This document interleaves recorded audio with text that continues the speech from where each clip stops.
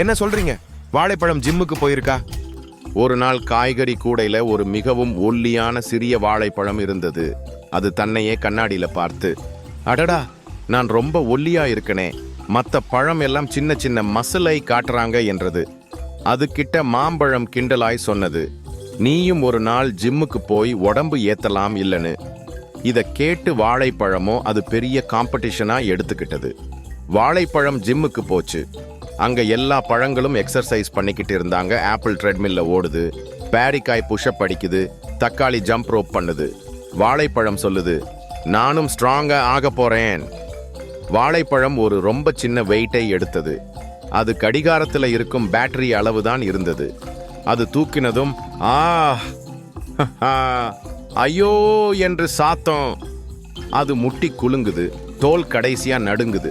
அப்புறம் வாழைப்பழம் போய் ட்ரெட்மில்ல நிக்குது. ஆனா ஸ்லிப், வாழைப்பழ தோல் ஜாருது. அது கப்புன்னு சுழன்று கீழே விழுது. மற்ற பழம் எல்லாம் சிரிச்சிட்டு சொல்றாங்க, வாழைச்சாமி ஸ்லோவா ஓட வேண்டியது தானே. வாழைப்பழம் சின்ன குரலில் சொல்றது, நான் சின்ன சின்ன எக்ஸசைஸ்ல ஆரம்பிக்கணும் போலன்னு சொல்லி அது சிட்டப் பண்ணி சின்ன டம்பெல் லிஃப்ட் பண்ணுது. அது ட்ரை பண்றதுக்கு எல்லாம் ஜிம்மில் கைத்தட்டி ஊக்கப்படுத்துறாங்க. சில நாட்கள் கழிச்சு வாழைப்பழம் கண்ணாடி முன்னாடி நிக்குது. ஆஹா, மெல்ல மெல்ல நான் ஸ்ட்ராங்கா ஆகிட்டேனே. இப்ப அது ஒல்லியாக இல்ல, அதுக்கு குட்டி லிட்டில் பேனா மசில்ஸ் வந்திருக்கு.